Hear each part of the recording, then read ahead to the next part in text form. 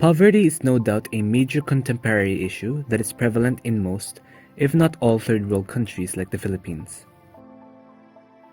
In all of human history, there are always those who have been marginalized. Even in modern times, which is considered to be the freest and safest era of human history, inequalities, injustices, and poverty specifically still persist.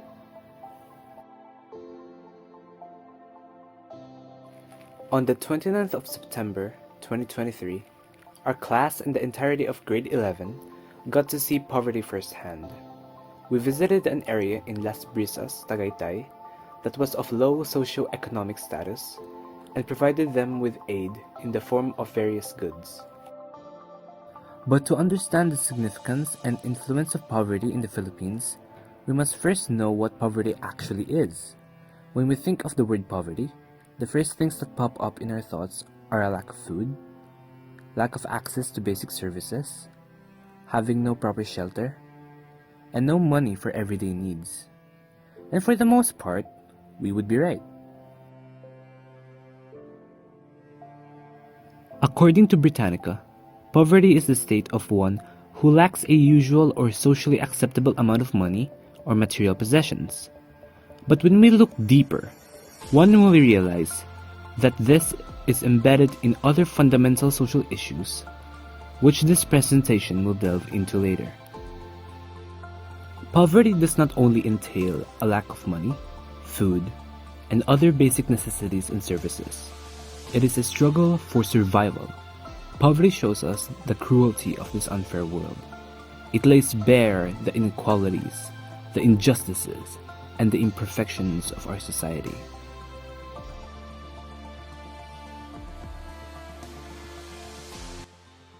Let's delve into the statistics to further understand the severity and depth of the influence of poverty in our country. According to the Asian Development Bank, Philippines, Poverty 2023, and the World Bank Group, BG 2023, the number of people who lived in poverty in the Philippines in the year 2021 is 18.1%, which translates approximately to 19.9 million people affected by poverty, an increase of 2.3 million people from the year 2018. Not only is it clear that a lot of people have been suffering and are still suffering from poverty, but the problem seems to have only gotten worse, most likely because of COVID-19 pandemic. Further research states the region of ARMM or BARMM had the highest poverty incidence among families, not people, in the Philippines at 29.8%. Incidence among families in the Philippines, Statista 2021. The regions of NCR and Calabarzon had the lowest poverty incidence among families during this time, with 2.2% and 7.2% respectively. When we only consider the provinces in Calabarzon, however, the provinces with the highest poverty incidence would be Quezon and Lucena City with 16.3%.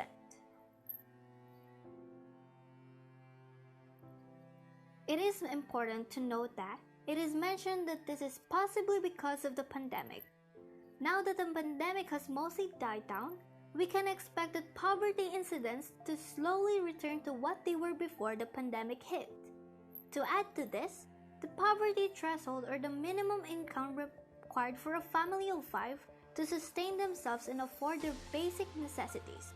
For Calabarzon, in the year 2021 comes in at around 12,941 pesos. Since there are 16,195,422 people in Region 4A, according to the Philippine Statistics Authority. We can deduce that approximately 1,166,043 people in Calabarzon alone live in poverty, which is a lot of people to say the least.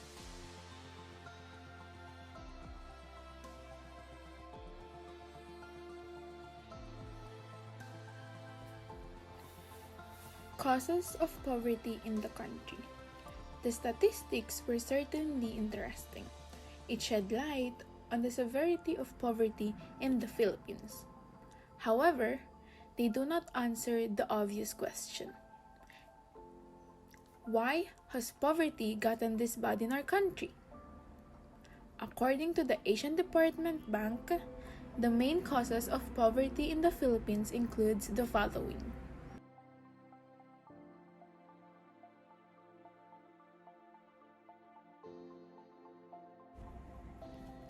First is low to moderate economic growth for the past 40 years.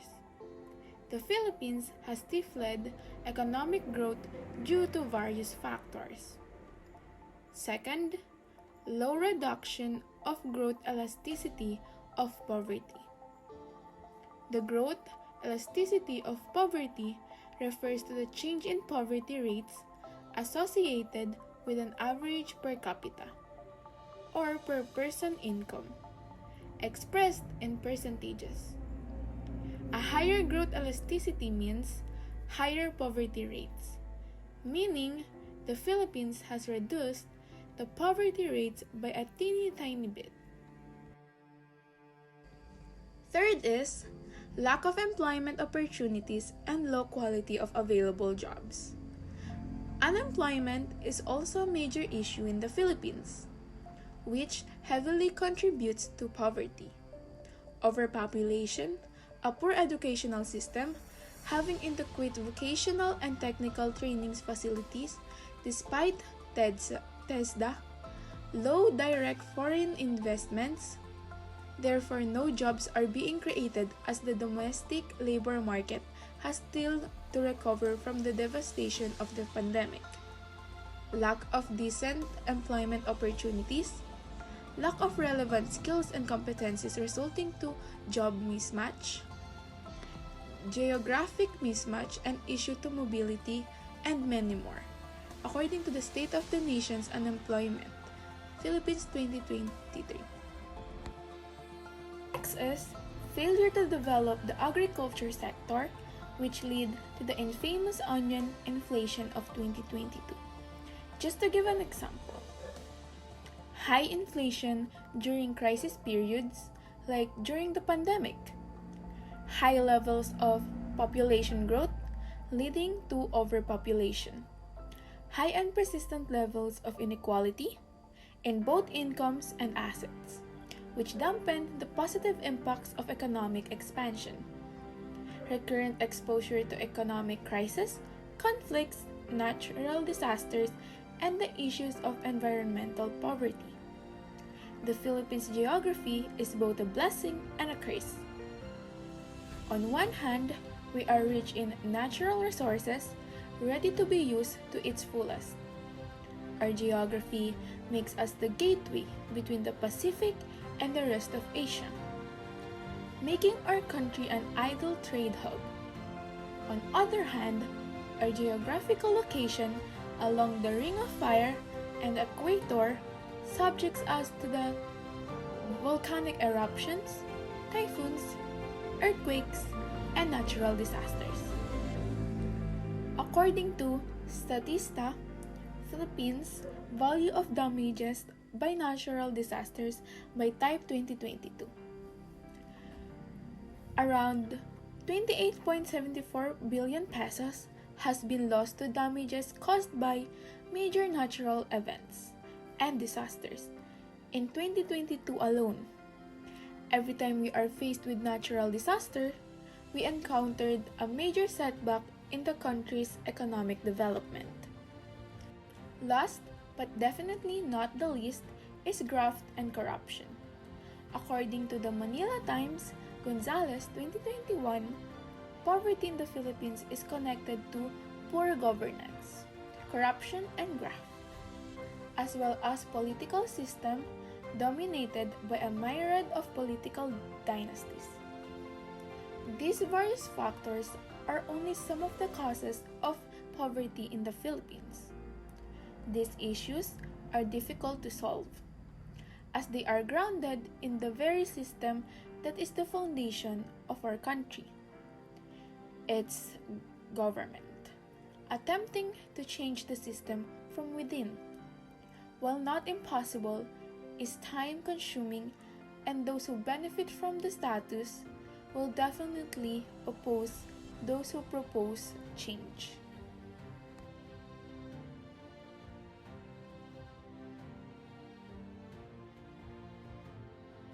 When we critically analyze the nature of poverty, we will conclude that it is a terrible cycle of suffering that passes on from generation to generation. But as we all know, every problem has a solution. One of these solutions is reaching out to those in need and providing them aid. However, this aid is only temporary, and when we take the whole picture into account, this is actually somewhat an ineffective way to go about it. This is not meant to undermine the importance of charity, though. Any form of aid to the poor is, at the end of the day, still aid. Any act of kindness and charity, no matter how little, can change lives for the better. This fact is especially evident in the immersion activity we did on the 29th of September in the 2023 Year of Lord in Las Brisas, Tagaytay. My fellow group members and I visited a total of 4 different families.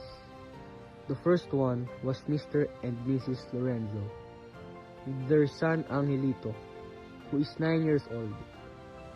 They earn around 5,000 pesos to 6,000 pesos monthly, and Mrs. Lorenzo is the only one who's employed in this family. Her husband is currently unemployed, but he occasionally works as a construction worker. Their son Angelito is currently in the 4th grade. The second family we visited was the family of Tita Arceline Aradara, Tito Ernesto J.R. Rogacion, with their children John Cyrus, who is 10 years old, Jane Abby Zaira, who is 11 years old, and Nika, who is 4 years old. As for their educational background, Tita Arceline graduated junior high school. Tito JR did not mention his educational background, and all their children go to a public school. Cyrus is currently in the 5th grade, while Abby is in the 4th grade, and Nika, the youngest, is in daycare. The third family we visited has 4 members. The mother's name is Jenny de la Cruz, who is 27 years old and a housewife. She hasn't finished high school and is currently not employed. While the father, who is Jovert Arayas, is also 27 years old and is currently working as a construction worker. His monthly income is 14,000 pesos, while their children, Prince and King, are currently elementary students. Lastly, the 4th family we visited was a family of 5. We interviewed Atelyn about her family. Atelyn works as a butcher in the afternoon, and sometimes she does house chores for other households as a side hustle. Her salary as a butcher is 500 a day, or 13,000 pesos to 15,000 pesos per month, while her side hustle nets her 400 every time she works. She is married to Kuya Jun, a construction worker.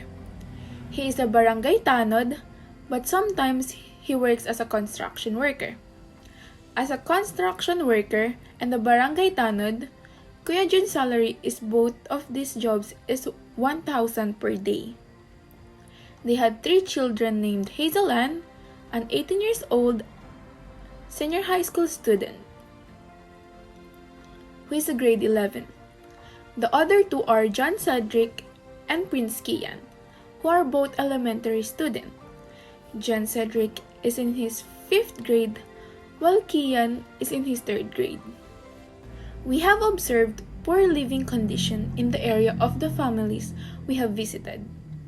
Their houses are made of plywood, bricks, and other fragile but cheap materials that do not provide much stability and are inherently flawed.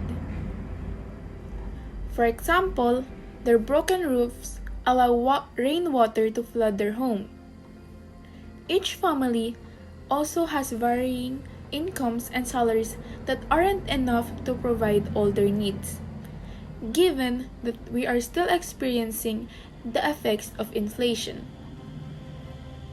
The families in Las Brisas are doing their best to face and overcome the challenges posed to them by poverty. They stand and struggle together as a community. They constantly help each other as much as we help them during the immersion.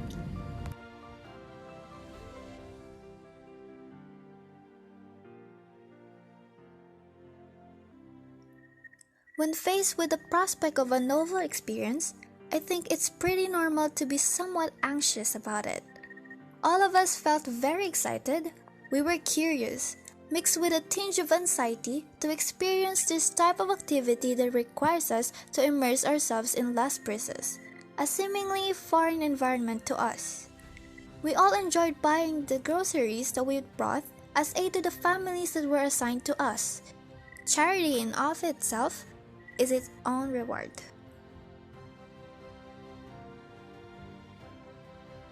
During the immersion, we felt mix of emotions of joy, nervousness, and exhaustion because we had to trek a relatively steep, muddy, and wet track towards the area where the immersion would take place. Cooking for the family was enjoyable, and it was genuinely fun spending time with the families in Las Brisas.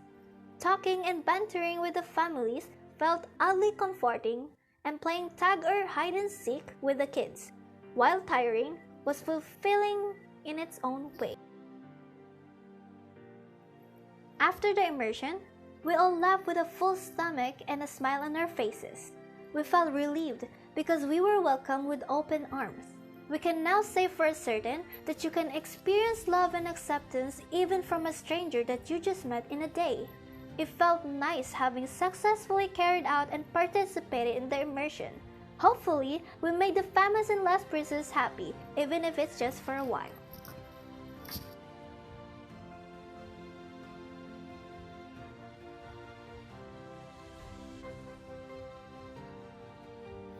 The families that we visited were all welcoming, and they happily accepted us to be part of their household, even if it was only for a short while. They were all grateful to have us in their homes, and they were all somewhat cheerful, despite the poverty that they experience. Moreover, the state of their houses are poor, as most of them are made of fragile materials that can easily be destroyed by typhoons, earthquakes, volcanic eruptions, and other disasters that may appear. Humans are naturally curious and ambitious creatures. We are full of desires. These aren't necessarily material things, however. For the families in Las Brisas, all they want is to live a happy life, far from poverty. All they wish for is to get out of their current state so that they can provide for the needs and wants of their families, finally putting a stop to their struggle for survival.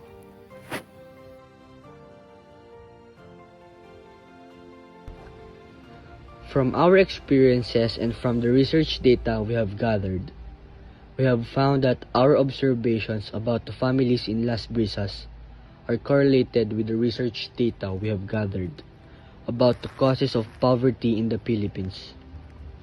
All of the families that we have observed and were assigned to us has at least one parent working a low-wage job.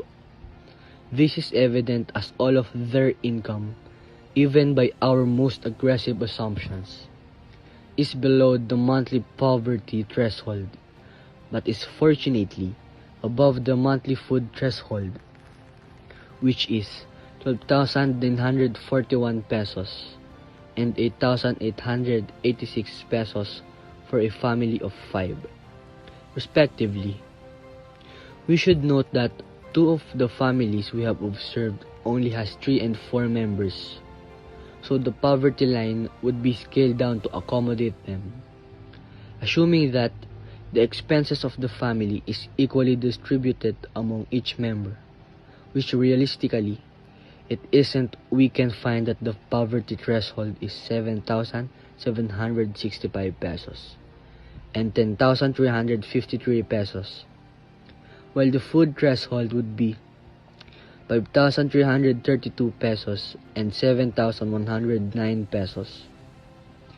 Respectively, they are no doubt struggling to buy their daily necessities and put food on the table.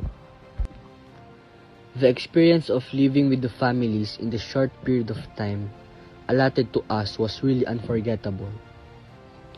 We would like to experience it again since it really feels fulfilling, helping them and seeing the smiles on their faces. We hope that others may take the initiative in helping the poor and needy. We also desire for the school to keep on doing these kinds of activities and keep on organizing a lot of these activities per school year, for the reason that a lot of families in our society need help. We encourage the school to help those who are homeless, since they are also the ones who are really in need. The government and other individuals who are willing and are capable of helping must also do these kinds of activities. We suggest that the government should focus on the issue of poverty in our society. They should focus on these kinds of stuff and not on some unnecessary things that may not help in the development of our country. As we also, living with poverty is a really hard affair. It is arguably the worst affliction on the human condition. It is an affront to the human person and to a human dignity. Solving poverty will take immense effort, time, money, and effective leadership and governance. However, the payoff would be immeasurable. There is one resource that can truly be said to be the greatest resource of all, and that is the human potential. The more we solve poverty, and the more we uplift those from the lower echelons of society, the more people we will have to effectively contribute to society. And the more people who can contribute to society, the faster and easier we can solve social problems. Solving poverty effectively creates a positive feedback loop for our country's economic development. We need to eradicate poverty in order to achieve a peaceful and balanced country. In order to eradicate the unfair treatment we get from irresponsible politicians, we should invest in a form of government that gives us what we need in a lawful way. We are the future rulers and leaders of our nation, so elect responsible and deserving politicians to make our country prosper. Let us choose our leaders wisely. We are not anti-poor but pro-poor, because we need to help them to lift themselves. And with that being said, that wraps up Group 1's presentation from 11 Kasainla. Thank you for taking your time to listen to us.